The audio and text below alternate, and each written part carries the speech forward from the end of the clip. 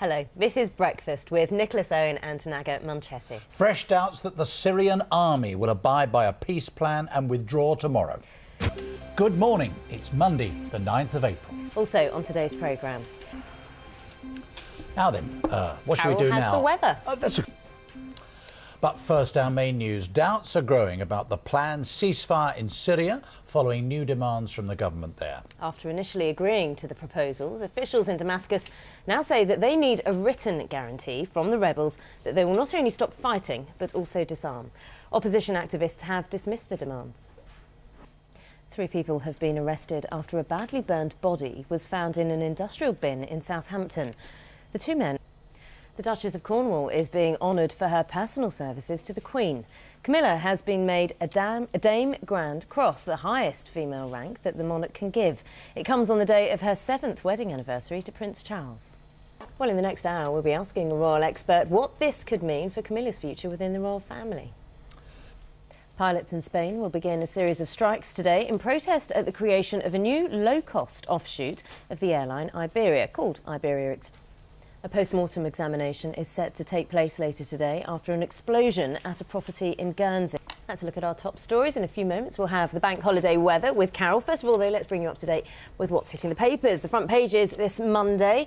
A national revolt hits plans to burn waste. That's the lead on the Times. And the Guardian is a subject that we have talked about quite a bit on. Now, we talk a lot about red tape and how it's affecting everyday life. Inside the papers, the Times is looking at a story about school trips, and teachers are now saying that it's not safe if they're just relied upon for their common sense. And they say that they're being put at risk on school trips because of a move by ministers in an attempt to cut red tape. So they actually want more of it.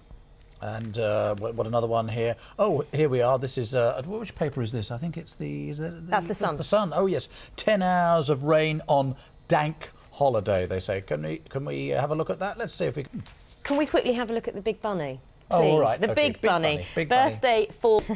I like carrots, but not quite that much. OK, now, Carol. The time is now. Oh, no, I keep wanting to go to the weather because it's so interesting, if you could put it that way. Let's do, instead, the headlines at, what's the time? Oh, 16 minutes past 6. Doubts are growing. You are watching Breakfast from BBC News. Still to come. We'll see. Let's get to one of our main stories this morning. The BBC has been told that the British government was involved in the rendition of a terrorist suspect to the Gaddafi regime in Libya. Evidence emerged during last year's Libya conflict that MI6 was party to the rendition of Abdul Hakim Belhaj, who claims he was tortured by the Libyans. He is now suing an MI6 officer and the British government. You can see more on that story on Modern Spies. That's tonight at 9 p.m. on BBC Two. Almost a century after the Titanic set off on her maiden voyage from Southampton to New York, of course she was never to arrive there, a memorial cruise is retracing the route of the ill-fated voyage. The MS Balmoral.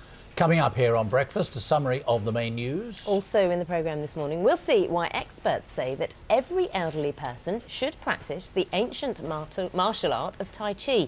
Jenny Hill is in.